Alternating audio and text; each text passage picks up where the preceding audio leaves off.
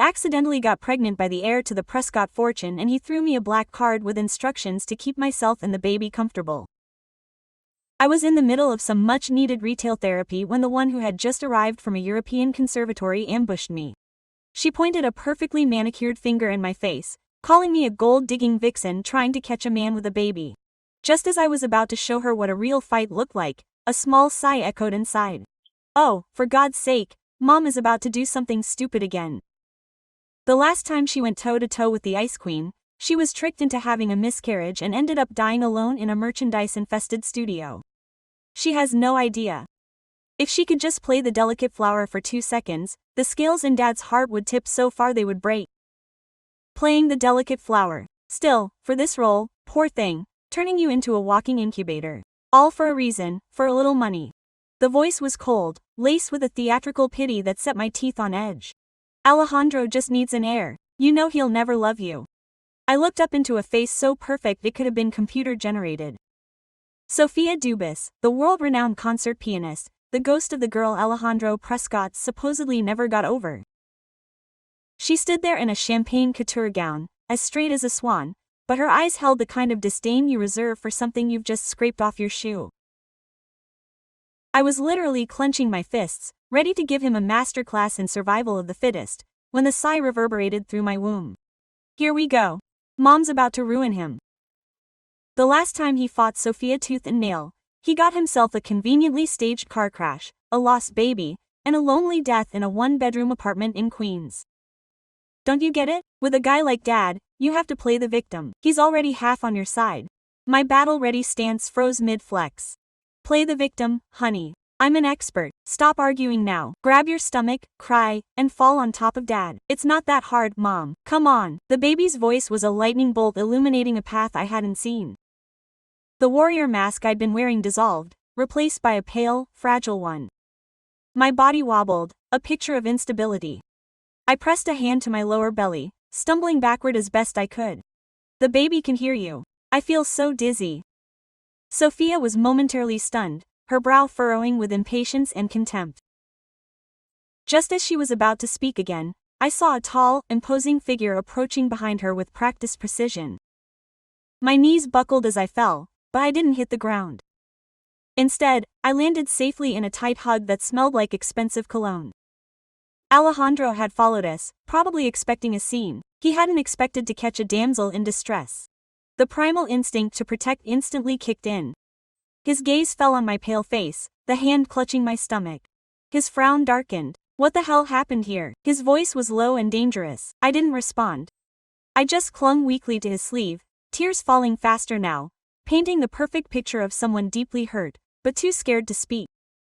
The first crack appeared in Sophia's impeccable composure. I was just talking to her. That's enough, he interrupted, his voice like ice. He lifted me into his arms and walked toward the exit without another glance as we passed Sophia. I opened one eye wide enough to send a silent, triumphant smile over his shoulder. Damsel in distress. I take a dive. My unborn child cheered from the inside. Dad is a sucker for this knight in shining armor routine. He can't help it. At the hospital, the antiseptic smell cut through the fog of my performance. A doctor stood before us holding a tablet, his expression somber. The patient's emotional distress is causing uterine contractions. She's at risk of miscarriage and requires complete bed rest. At the word miscarriage, Alejandro's gaze turned into an icy blade aimed directly at Sophia, who stood pale in the doorway. It was the first time I'd seen him look at her with guilt. A shiver ran through her body. I settled into a private suite in the VIP wing. Alejandro refused to move from my side. When I woke up again, I didn't cry or speak. I just stared at the fourth needle stuck in my hand. Then, with slow, deliberate movement, I reached up to pull it out. What are you doing? Alejandro grabbed my wrist, his voice thick with tension. I lifted my eyes to his, shining with unshed tears. Mr. Prescott, I'm so sorry. I should never have come between you and Sophia Dubois. I'll leave now. I won't bother you again. I tried to get out of bed. My movements fragile, deliberate, each one a weapon. The perfect strategic retreat. Alejandro Prescott, control freak extraordinaire. He would never let anyone else decide his son's fate. He shoved me back down, his grip firm. My son, my decision, he growled. You're not going anywhere until I say so. His tone was absolute. Then the tears I'd held back began to fall silently, held back, heartbreaking. It was the kind of cry designed to shatter armor, and it worked. The hardness in his face softened. His hand hovered near my cheek before he withdrew. He reached into his jacket, pulled out a folder and a sleek black card, and set them on the bed. "That's the transfer of ownership of the Greenwich estate and an unlimited AMX Centurion," he said. "I'm sorry." The door flew open. Sophia was there, his mask on, replaced by venomous jealousy. "Don't get complacent, Maria. How long do you think your pathetic tricks will work? He loves me. You're nothing more than an incubator." I leaned back, waving the card lazily. "That's it." I smiled coldly, because right now your Alexander is placing his entire world at the feet of this incubator. Things have changed, Sophia. Love alone won't keep you warm at night. I moved to the Greenwich estate, but I didn't splurge like a lottery winner. Instead, I took my baby's advice. The real boss wasn't Sophia, it was Matilda Prescott, the matriarch of the family. She despised two types of people, the housewives and the pretentious artists like Sophia. To her, the piano was a frivolous pastime. I changed my strategy, hired the best nutritionists, fired most of the staff, and transformed the mansion into a sanctuary of disciplined calm.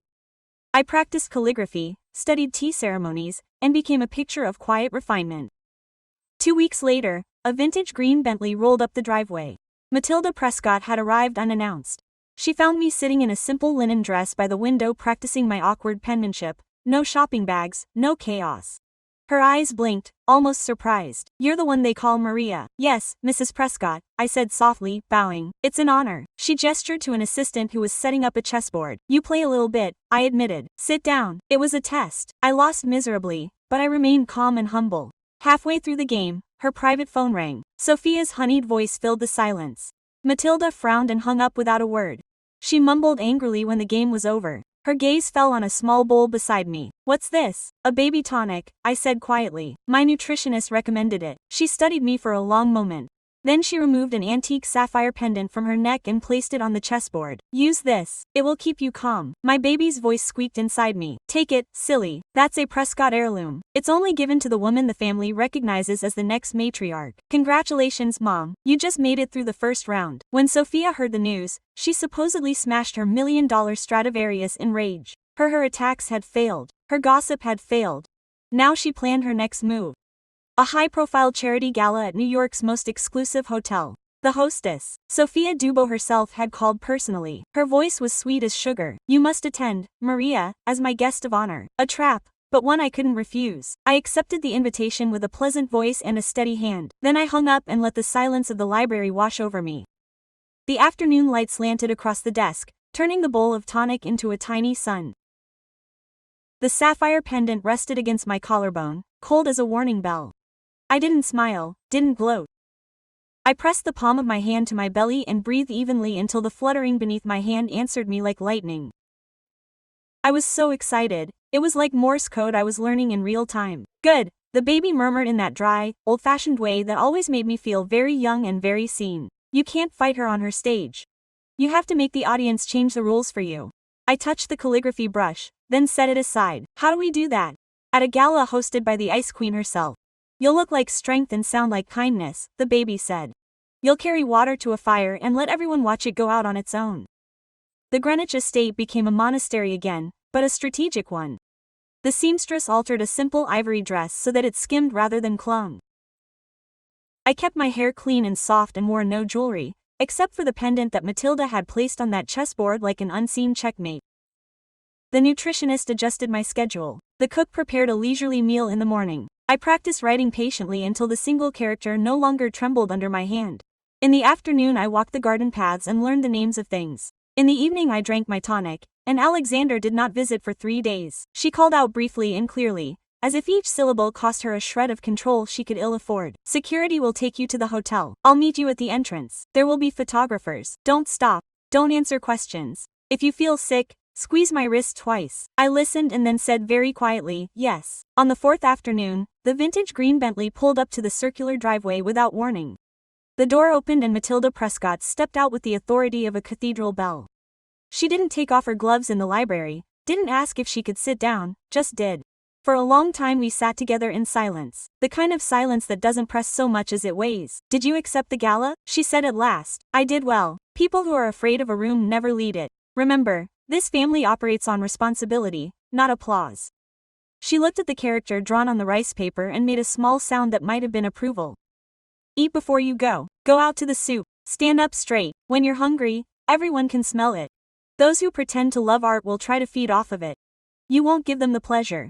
When he left, I noticed my shoulders had stopped hunching into my ribs. The worry didn't go away. It never went away, but it slid into a corner.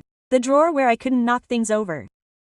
The car Alejandro's scent smelled of leather and the faintest hint of something pine and distant. The driver didn't speak. I watched the trees turn into buildings and the buildings into a river of glass. I watched my reflection in the window and made sure my eyes weren't shining with fear. Outside the hotel, the night was crisp and clean. Flashbulbs popped like small storms. Then the back door opened and Alejandro was there. Same suit, same mouth, ungenerous, same eyes that cut through a hallway and made it tidier. His gaze settled on the pendant. His jaw tensed once, a small movement with big consequences. Stay close to me, he said. He didn't offer his hand and I didn't ask for it. But when the first wave of cameras surged and I did as he instructed and squeezed his wrist twice, he leaned his body in front of mine and the crowd receded with the invisible authority of a tide. We moved through a hall of orchids and mirrors and people who knew where the good light lived. The ballroom was all glass and confidence. At the far end, a concert grand piano rested on a stage like a throne with keys. Sophia was talking to a financier with a face like new granite. Her hair was pulled back in a way that punished any hairpin that dared to slip. She saw us and a smile that wasn't a smile played on her lips. In her dress the exact pink of ballet tights, she looked less like a woman than a verdict. Alexander, she said, gliding forward. Maria, how charming. He brushed the air near my cheek with a gesture he didn't bother to feign. We are so honored. I have the perfect table for you and a surprise you will find. Enlightening, Sophia, Alejandro said. He didn't lean down to kiss her cheek, didn't step aside. His hand found the small of my back. Neither gentle nor rough, simply uncompromising. Maria doesn't stand, she sits and drinks water. Bring the water. Something in his eyes tilted, then softened. Of course, we must protect the precious cargo. He let the last two words hold a knife and then smiled wider in the way a door opens before you can decide whether to knock. Enjoy. I'll be on stage shortly. We arrived at the table. Men with shiny watches, women with gleaming shoulders. Charity banners fluttered at the edges of the room like helpful ghosts. Tonight's theme was children's arts education, Sophia's kingdom. I sipped my water and watched the shape of the trap even before the baby whispered it. She'll try to make the room remember a past they didn't live. She'll make you look like a thief stealing love and a future stealing music. You can't outdo her at the piano. You have to change what music means. The lights dimmed softly and the room turned its face toward the stage. Sophia sat at the piano as if she had invented it. The first piece was a slow visitation that made the crowd sit up straighter. She said, I'll make you look like a thief. I'll make you think of winter. Quote. The second was a storm that shattered against the chandeliers. The third was so delicate that whispers died before they could form. She was both story and instrument. She ended in that beautiful, fragile silence that every artist loves and fears. Then the applause fell like rain.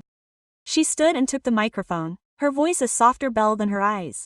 Thank you for your generosity. Tonight, in addition to music, we have a special conversation about legacy and responsibility. I would like to invite a guest of honor to the stage. Maria, will you join me? Alejandro began to rise. I touched his sleeve. Quote, let me go, I said very quietly. He looked at me for a beat that felt like 3. Then he sat down, but his gaze burned a path toward the stairs and did not waver. I walked slowly, neither fragile nor bold, only careful.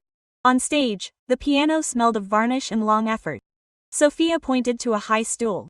I would like to invite a guest of honor to the instrument. Then he faced the room with a smile that made people imagine they were about to learn something interesting about themselves. Many of you have read the headlines, she said softly. They can be so cruel. Tonight we can set aside the noise and discuss what it means to join an old family with new expectations. Maria, are you expecting the next Prescott? That must be very heavy. Tell us about your values. The room was very quiet. I waited for them to tell me what kindness sounded like. My hands rested in my lap.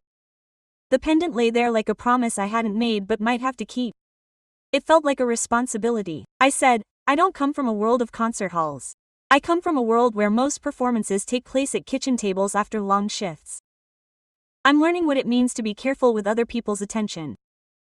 I'm also learning how to carry a child without becoming a spectacle. This family doesn't need more noise, it needs stability. If I'm allowed to serve them, I'll do it in quiet ways. Health over headlines. Nutrition over nightlife. Listening over lecturing. A small ripple of surprise moved through the front rows. I felt Alejandro's gaze from across the room like heat through glass. Sophia's lashes lowered, then lifted. I had expected self-defense. I had expected resentment. What I hadn't expected was a room that couldn't find an angle on me. Sophia turned slightly and snapped her fingers. A staffer brought an envelope. She set it on the piano with a light, almost affectionate touch. What about the truth? Her velvet tone asked. Steele, would you say that truth matters more than appearances?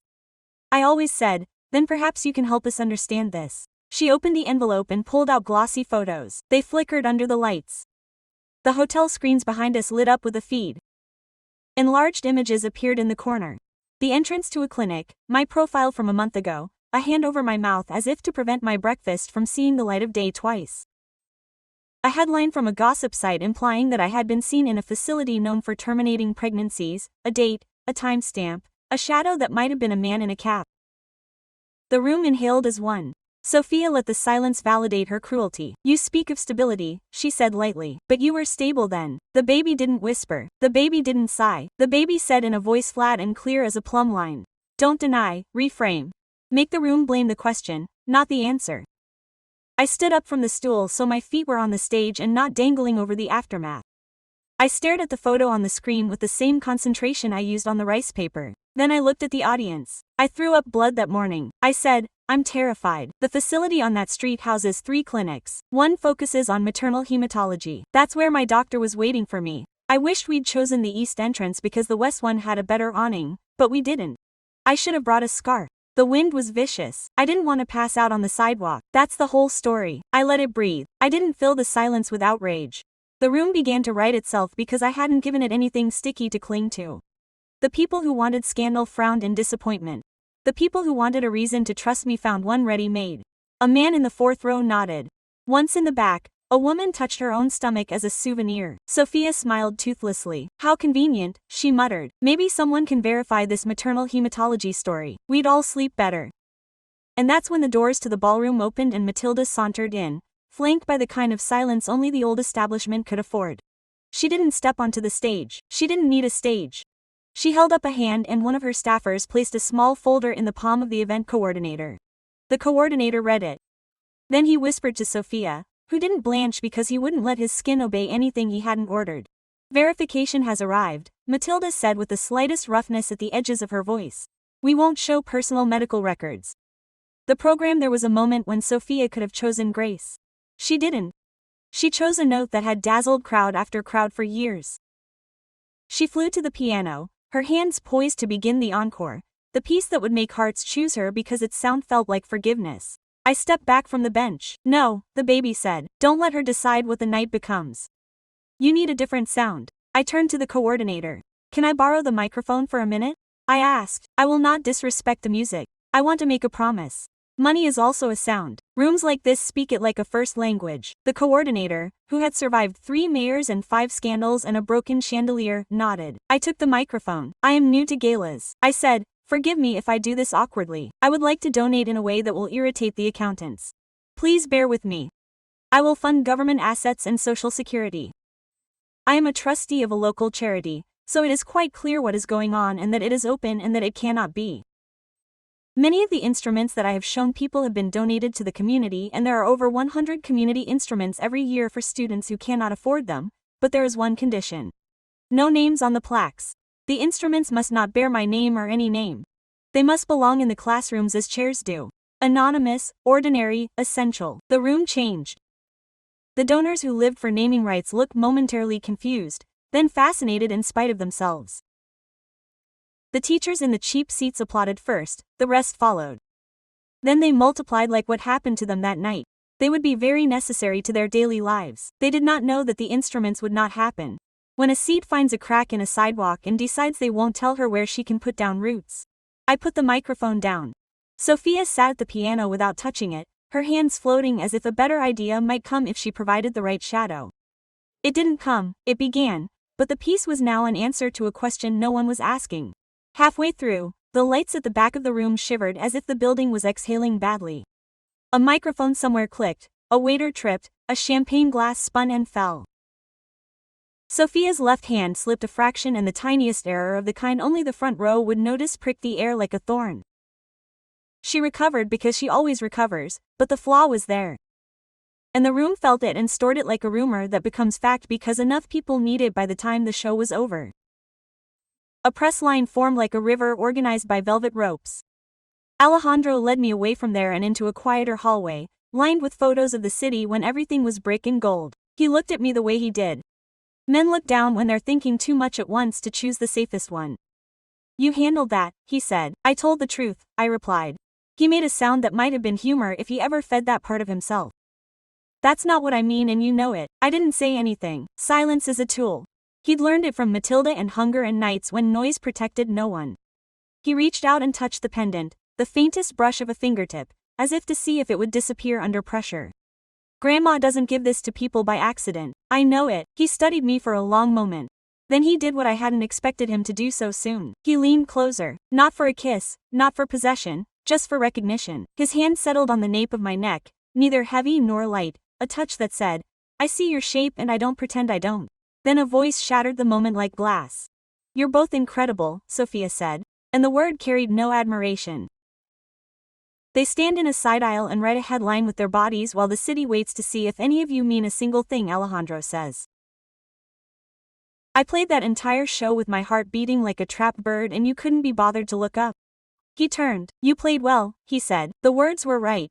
The tone was not a gift. She looked at the pendant and something finally pierced her composure. You can't be serious. She's wearing that and you let it happen. Do you understand what that says about me? About us? Alejandro's expression didn't change, but his voice lost the last of its warmth. There's no we to insult. Sophia was a cruelty and a rescue, both at once. His eyes glittered. For a heartbeat I saw the girl beneath the ice, the one who had worked until her bones hummed for the crowds to say her name. Then the surface froze again. This isn't over, he told me. You have no idea how sharp a stage can be when the lights go out. She was gone in a sweep of pale silk and perfect posture. The hallway felt colder as she went. On the drive back to Greenwich I didn't speak, neither did Alejandro. The city faded and the car became dark and private. I watched his reflection in the glass. He was watching the road as if he might confess something. You should sleep tonight, he said at last. We're seeing Dr. Perez at 9 tomorrow. I want a clear plan. I'm sick of panicking. Noah, I said, I'll be ready. At the estate, the house staff had left chamomile tea on a tray and made up the bed with the neat corners of a military barracks. I sat on the edge of the mattress and relaxed my hands. The pendant caught on the hem of my dress and then slid free as if it knew when to hold and when to let go. Good job, the baby said, his tone almost pleased. You changed the sound of the room, made a promise without a nameplate. The matriarch respects that. I'm tired, I whispered. I know, the baby said. We're not finished. I woke to the sound of a car on gravel that belonged to no one in my world yet. The clock read 3:14. The trees outside wore the wind like an argument. I put on a robe and moved carefully down the dark hallway, the pendant against the hollow of my throat, like a compass that knew only forward. At the front door, under the porch lamp, a small black envelope lay against the threshold. It had no stamp or return address, just my name in a hand that had never shaken in its life. I didn't open it there. I took it to the library and turned on one lamp and then another until the room seemed right. Inside a single sheet, no letterhead, no words of threat, just a set of lab results from a private clinic and a note printed at the bottom like a verdict typed by a typewriter. Probability of paternity 0%. Historical note. Subject Prescott suffered temporary infertility after injury at age 19. Prognosis recorded at time. Unlikely to conceive without intervention. For a long moment, the room narrowed to the size of my lungs. The baby said nothing. I placed the paper on the desk very carefully, the way you would place a hot skillet on a trivet so as not to burn the wood. Who did this? I asked the knight that had no credentials but still kept all the secrets. Who thinks this will make me run away? The baby finally spoke patiently and relentlessly. Don't discuss math in a dark room. Take him to the morning. Take him to the doctor. Take him to the man whose control is the cage he made for his fear. He will try to weaponize the numbers. You will turn them into a test he must pass. I lay in bed sleepless. Dawn spread across the grounds like a thin blanket. I was already dressed when the car was waiting at the entrance at 8:45. Alejandro knocked once and went in without waiting for me to answer, because that's just how he is. His eyes found my face and he knew. He didn't know what, but he knew. What happened? He asked. I handed him the envelope. He didn't sit down. He read it, and the first expression that crossed his face wasn't anger. It was a kind of strangled pain that seemed too raw to be seen in the light of day. Then the walls came back and his jaw locked and his voice became as if it were a dream.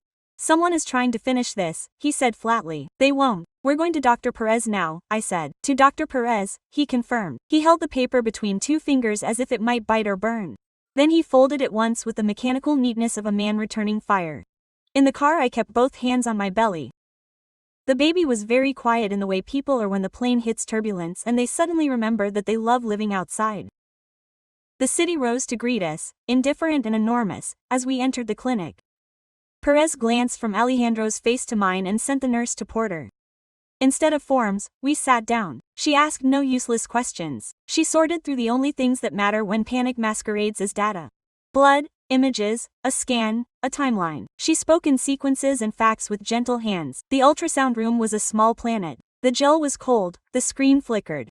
Alejandro stood at my shoulder, and the muscle in his cheek twitched as the image came into focus. This child on the screen was no rumor. This heartbeat was no negotiation. The doctor listened to the room, listened with it. There was the bravest sound, a fast, insistent drumbeat. Dr. Perez printed out the strip and clipped it to a folder. Then she turned to Alejandro in a voice that could have been both a courtroom and a lullaby. If you are aware, we can perform a non-invasive paternity test using maternal and paternal samples. It is safe for the baby. The results are highly reliable. He will be back soon. I do not play guessing games with families. We do not deal with fear with gossip. We deal with it with the truth. Alejandro's eyes were not icy now. They were something more dangerous because there was a fracture running through them. And men like him break ships through a fracture if they refuse to admit it exists. Do it now, he said. Perez nodded and went out to organize what he needed. The door closed softly. The room hummed with machines and light. Alejandro looked at me. Really looked at me, and the control that had always sat like a crown on his head slid to the side. If that paper is true, start and stop. And then try again with a different sentence because the first one is unthinkable. If it is not true, I will finish whoever sent it. If it is not true, we will know, I said. And if it's true, we'll also know what has to change so this child isn't born in a war. Her mouth moved in a ghost of a smile that was neither kind nor cruel. You always talk as if you're already a mother. I am, I said. Every hour now. I am. The nurse returned with small vials and a calm voice. The blood draw was quick, the paperwork merciful. We left the clinic with cotton tape on our arms and the city pressed against the windows like a spectator betting on the wrong horse often enough to remain human. Back at the estate, I walked to the library and put the envelope on the desk next to the character for patients I'd written yesterday. I could feel the shape of chapter 3 coming like the weather inside me. The baby was breathing outside. A hawk wheeled over the lawn in a clean arc that made every other line seem messy. Night would come again. The news would try to straighten itself. Sophia would sharpen the stage until she could cut. The matriarch would wait without moving, which is its own form of movement. Alejandro would continue pacing the length of his hold and figure out where the bars begin. And I would do what had already saved my life. I would refuse to reenact the fight my enemies had rehearsed for me. The phone on the desk vibrated once. A message from an unknown number. 3 words with no punctuation and no apology. You are finished. I touched the pendant, thought of the chessboard, and typed my response as if it were another brushstroke. We shall see. The results did not arrive with a drumroll or a dramatic messenger in a trench coat. They arrived in an email from Dr. Perez with a subject line so ordinary it disguised how many futures she was carrying. Non-invasive prenatal paternity results available. Please review with Alejandro. He was next to me at the library desk where yesterday's character of patience had dried to a firm black. He did not sit down, did not remove his jacket. He read silently as the antique clock counted the cost of breathing probability of paternity consistent with biological father.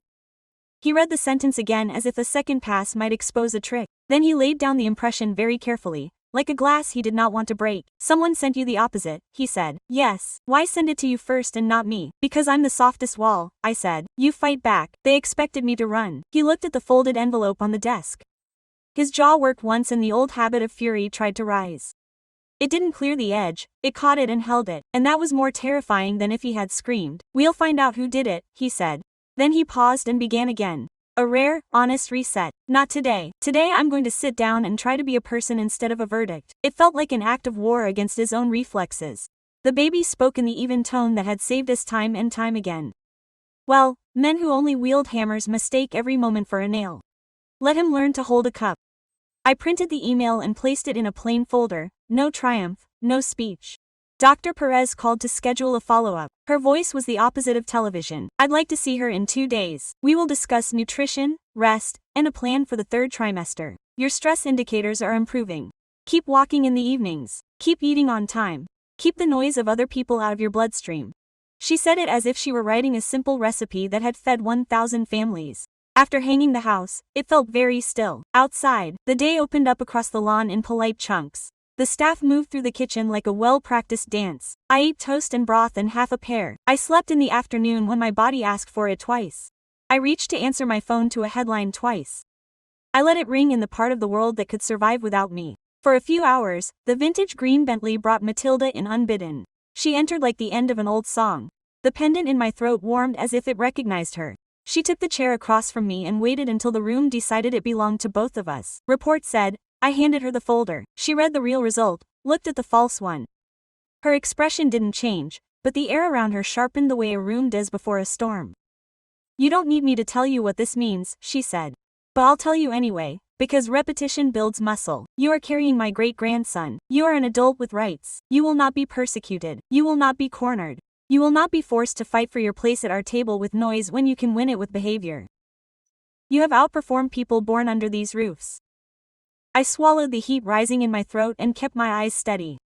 She placed the false letter back on the desk and tapped it once with a gloved finger. Have you considered who would choose this mistake as a weapon, Sophia? I said, or someone who thinks weakening me will return him to the center of your house. Sophia has claws, Matilda said. But claws are not enough to handle this family. My grandson has enemies who wear cufflinks that match their teeth. I will have my people pull the string. While they do, you will do the opposite of panic. You will live. Tomorrow I will bring the midwife who has delivered 3 Prescott heirs and refused a knighthood because she doesn't like pins near her throat. She stood at the door, paused, and didn't turn around. My grandson is useful. He's not good yet. He's learning. Keep the lessons short and the consequences long. When she left, the baby stretched like a cat. He likes you, the baby said, almost amused. He loves utility. He has been more than useful. He has been stubborn in the right direction. I fell asleep early and dreamed of a chessboard where the pieces were cooking spoons and fountain pens and clean shirts folded in drawers. When I woke, the house smelled of cinnamon and a winter that didn't hurt. Matilda returned at noon with the midwife, a compact woman named Sarah Diaz, whose hands seemed the answer to unnecessary fear. He listened to my chest, my back, my stomach pressing here and there and nodded as if my body were a letter he had read before. He said, naps are not a sin. The world can learn to wait while a child grows. Quote, Alejandro appeared as they were leaving. He stood in the doorway with his sleeves rolled up and no tie, his eyes bare. Mrs. Diaz watched him like a hawk sizing up a wind and then decided it would do. She placed a schedule in his hand, a paper one, not a shared calendar. Paper forces humility. At the top it said 3 things. Lunch on time, appointments on time, bad news after lunch. He looked at the list like a man discovering a country with roads after they were gone. Alejandro stood in the doorway as if he needed permission to enter a room that did not belong to a deal. Don't you look scared? He said. I am scared, I replied. I am also busy, doing what living. He stepped inside and took the chair where his grandmother had sat, propping his elbows on his knees and lacing his fingers together. He was silent for a long time. When he spoke, his voice had lost its corporate edge. He sounded like someone who had encountered more than he wanted. I was 19 when that doctor told me I might not have children, he said. It was after a water accident. I didn't tell anyone because I thought the silence would make it smaller. It didn't. It became the kind of silence that creates other silences. I didn't realize how much of me was built around the idea that I wouldn't live to have certain kinds of futures. It made me careful in a way that felt like control. It made me cruel in a way that felt like caution. When you told me you were pregnant, my first emotion wasn't joy, it was armored disbelief. I've been the wrong kind of man for a long time. The baby listened with the calm attention of a judge who likes stories of rehabilitation. Good, the baby said. I've found the ground. Sometimes confession isn't a door, it's a window. I kept my voice even. We're here now, I said. The rest is a museum. We can visit it, but we don't have to live there. He exhaled and something in him clicked into place. Not softer, just true. I want you to be safe, he said. I want the child to be safe. I want to support without dictating. Tell me what it looks like. That's what it looks like. I said, you don't use money as a weapon. You don't announce decisions. You keep your anger outside. You hide the room with the medicine in. If someone needs to be punished, you do it later. You don't come between me and a glass of water. You don't put me in the press without asking. You don't make promises for me. You don't come between me and the door, unless I'm falling. He nodded after each line, as if counting waves until the ocean calmed. Then he stood and offered his hand. Not to possess me, the simplest treaty. The next day's bill. The gossip sites sought a new vein and found a different scandal to feed on. The promise of the gala turned into emails from teachers who had learned to write hope like a supply list. The estate felt less like a museum and more like a home. I kept practicing the same patient nature until the paintbrush finally caught my hand. All of that lasted for a few quiet days. On the 7th, the storm returned wearing a friendlier coat. An invitation arrived to a private board luncheon at Prescott headquarters. The email was brief. Family in attendance. Strategy discussion about the Legacy Foundation. Optional for Maria, but welcome. Sophia wasn't on the list, which meant she would show up anyway. I showed the note to the baby. The baby clucked his tongue like a tiny grandmother. You must go, the baby said. A seat you don't fill is a seat someone else will claim on your behalf. Alejandro sent a car. The building where I work looked like the kind of cliff that architects draw when they dream of being remembered by people who hate clutter.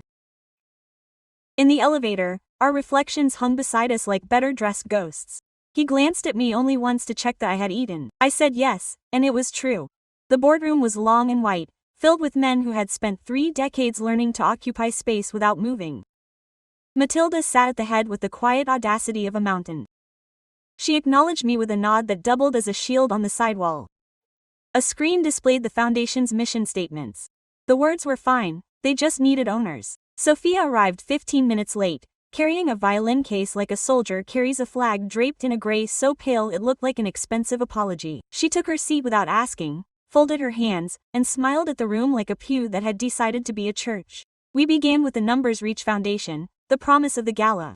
She had upset several of the board's assumptions. He liked money he didn't need. His name etched in marble made it seem as if they had invented virtue, because they could afford to hide it half an hour later. A board member named Guzman asked the question that seemed inevitable.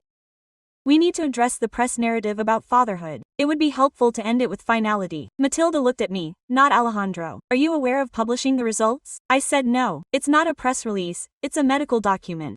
We communicate what matters without offering our veins as proof. Issue a statement that the family is aligned, that my care is supported, and that malicious fabrications have been referred to the lawyers. Then move on. Alejandro's mouth twisted. He was proud and tried not to show it. The board members looked at each other and then at Matilda, who nodded. Once done, Sophia wasn't the only one expecting a different kind of theater. When she was denied, she tried to start a smaller one. She opened her case. No, the violin. This time a folder slid a stack of photos onto the glass. Each one showed me in the estate's library or in the garden or in Dr. Perez's office, taken from a distance with the fascination of an outsider who calls it art. You talk about privacy, she said softly as always. However, the public already knows you only by your poses, because they shouldn't see the work behind the pose. Matilda didn't look at the images, she looked at the lens that had taken them, that is, at the person who had ordered her to aim. Who paid for these? She asked with a small, sweet and tired smile. Concerned supporters, Sophia said. People who care about the truth. Matilda tapped the table once. Security, a man said. He stepped forward. The kind of man whose face blends into airport hallways and concourses and survives because of it. He placed another folder on the table.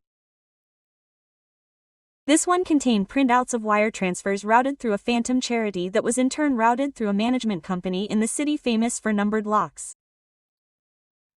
The source wasn't Sophia's account, it was Guzman's. The room didn't inhale. These men had seen worse, but they didn't like paperwork that exposed their tricks before they were ready to abandon them. Guzman tried to make a face of wounded surprise. I simply wanted to protect the family. He began. There are rumors about investors. They don't like uncertainty. Matilda cut him off with 2 sufficient syllables. She didn't raise her voice, didn't kick him out, didn't need to. Every person in the room understood the document she would write more than once. Late, Guzman would retire for health reasons. His replacement would arrive without fanfare and he would know in the quiet part of himself that the mountain had spoken concerning you. Matilda said to Sophia. You may play as you wish in the concert halls. You may not play war with my house. You are no longer welcome at our table or in our doors. You have spent your capital. Sophia lifted her chin for the first time. Something like real pain seeped through. She looked at Alejandro, perhaps expecting one last rescue. He gave her the smallest gift she had left, which was precision. It's over, he said. She stood without argument. It's heavier than rage and lasts longer. She closed her case and walked out and didn't look back. She would find other stages. She always had. I felt the tiniest needle of pity and let it pass cleanly. Pity offered as performance helps no one. After the meeting, Alejandro walked me to my car down a hallway lined with photos of grand openings and ribbon cuttings and faces who thought they had bought tenure. He paused in a pool of light and turned to me. I have an instinct to make statements, he said, to name things before I've earned them. I'm not going to do that, but I will say this. I want to build something you'd be proud to be inside. I want to be the kind of father who keeps his temper down and his promises up. I want to be the kind of partner who understands that protection without respect is just a prettier prism. The baby made a small sound of agreement. He's learning to use words as tools, not weapons. I considered that for a long moment. Then I said what I had trained my mouth to say only when my spine agreed. So, show me. He nodded like a man accepting an assignment from someone who could fire him and who also chooses not to. In the weeks that followed, life narrowed and improved. We found a rhythm that didn't generate headlines. Mornings were eggs and weak tea on a short walk under bare branches that wrote their own calligraphy against the sky. Afternoons were appointments and books and slow practice until the character of patience seemed like it had never been. I was not a child. The sound of a record player that Mrs. Diaz brought from a closet where music awaits homes. Alejandro appeared and kept appearing. He stopped trying to solve the silence with purchases. He stopped arriving with folders that he expected me to sign. He learned to play and wait. He learned to ask if I wanted company.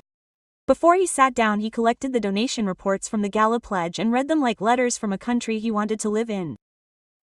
Once he fell asleep in the library chair with a teacher's note open on his chest. I put down a blanket and turned off the lamp and let him be human in a room that he had earned. Matilda came on Sundays with puzzles and soups and the kind of knickknacks that contain vitamins. She never told me she had passed any tests. She never got the pendant back. After dinner, she would play chess against herself and lose with style. Then she would teach me how to lose like that too.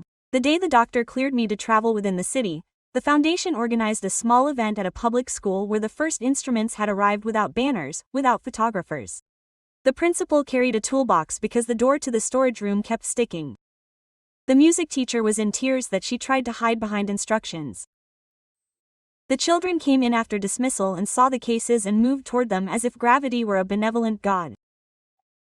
I stood in the back and watched a boy choose a violin and hold it up like a question. I watched a girl pick up a trumpet and smile as if a door had finally told her it was open. Alejandro stood beside me with his hands in his pockets, learning to be big without blocking the view. The baby hummed contentedly, as if the room had been tuned a half-tone brighter. As I left, the director shook my hand and said, "Thank you for not putting your name on anything. Kids think the instruments have always been here. They'll grow up thinking music is part of the furniture." "Fine," I said, "that was the point." Spring came and hung its jacket on every tree. The last few weeks before my due date felt like a long hallway with windows on one side. I walked when I could, slept when I needed to at night. Sometimes I woke up with my hand on the pendant that felt less like a badge and more like a promise I'd made to someone I was still becoming. One morning toward the end, Alejandro found me in the garden just after dawn, barefoot on the stones because the day was already warm. He had a paper bag in his hand and an expression that made no attempt to be genial. He opened the bag and took out a small wooden box. It was simple and well made, with a lid that slid back into a simple slot. Inside was a fountain pen with a nib that caught the light without showing off. The body was dark and smooth. On one side, a single word had been etched by a hand that understood firm restraint. "It's not a ring," it said. "It's not a leash, it's a tool. I asked the craftsman to make something that feels the way I want this to go. I'm not asking for a ring, I'm asking for a tool. I'm not asking you to promise me anything that you'd have to pay for yourself. I'm just asking that you keep writing the life we're learning to share. If you want me in it, say so. If not, I'll keep being exactly where a father belongs. Here with a schedule and with patience, paying for anger with action and not speeches." The baby pressed into my palm as if to sign a document. I lifted the pen. It fit. The weight was right for a long sentence. So, show me, I said again, but softer. Stay, do the next right thing. And then the next. Don't ask for applause. Don't panic when no one's looking. Keep choosing us even when there's nothing dramatic to gain. He nodded and didn't try to kiss me. The restraint wasn't punishment, it was respect, waiting for an invitation that hadn't yet been given. Cattle. The invitation arrived the night labor began. It was late. The house had fallen silent. Rain beat against the windows like lightning. A certain pain gathered with purpose. I breathed and the world organized itself around work. Mrs. Diaz arrived with a bag that had seen 100 arrivals. Dr. Perez's voice on the phone was a map that didn't raise its voice. Alejandro moved like a man who had finally been given instructions he could follow without breaking anything. The hours were long and demanding. The baby's commentary changed to a steady monosyllable. Breathe, breathe, breathe. And I did.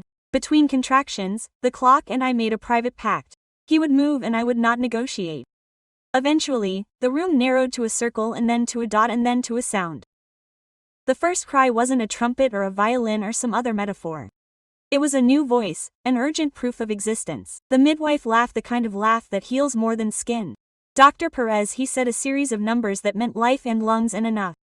Alejandro covered his face with one hand, then lowered it and didn't try to hide how he looked when a wall learns it was always a window. They laid the child on my chest, warm, furious, perfectly loud. I said, hello, the way you talk to a leader you've waited for without knowing you were waiting. Welcome, I said. We got the room ready. The baby, now a person with a name we had chosen during a quiet afternoon and kept to ourselves, did not respond with words. That voice, the one that had guided me, folded into the new sound and disappeared in the only way that made sense. Its work was done. In the morning, Matilda came and stood at the foot of the bed, as if visiting a sacred place. She touched the pendant lightly and then, for the first time, smiled in a way that didn't seem strategic at all. She placed a small blue box with a white ribbon on the nightstand. Inside was a tiny silver rattle that had belonged to Alejandro's great-grandfather and had been kept in a drawer with cedar and stories. You've done well, she said. Now do it again tomorrow and the day after that. That's how families are really built. After she was gone, after the nurses were gone, after Mrs. Diaz had left with her secret contentment, the room settled into that rare sunlight that only exists after a storm knows it's over. Alejandro sat in the chair and looked at his son and looked at me and then finally allowed himself to reach for my hand. Without speech he said, just this, just this. I answered. The weeks became a season. The foundation's programs quietly doubled. The school stored its instruments as if they had always been there. The board replaced Guzman with a woman who wore simple suits and asked better questions than most men could answer. Sophia moved her tour to Europe and played with a fire that had learned the price of burning. I wished her enough peace to do so without hurting anyone who couldn't leave in our home. The sunrises came early and the nights came honestly. We learned the choreography of bottles and blankets and the sacred mathematics of naps. I strolled the grounds with a stroller and a pen in my pocket. When the baby slept, I wrote. No headlines, no publications, just the slow roll call of the life we were choosing. Meals on time, appointments on time, bad news after the meal and underneath it all. A single word to remind me of what we had promised each other without ceremony. Firm. One afternoon in early summer, the three of us sat under the beech tree as the city hummed in the distance like a machine that someone else had to maintain. Alejandro pointed to the pendant. I'm not asking for anything, he said. I'm asking to practice asking. I can replace the chain. It looks like it catches on your sweaters. I laughed cleanly and in surprise. Yes, I said. You can replace the chain. He kissed my forehead as if it were a signature line. And then he rested his hand on the small of our son's back like a promise he intended to honor the hard way.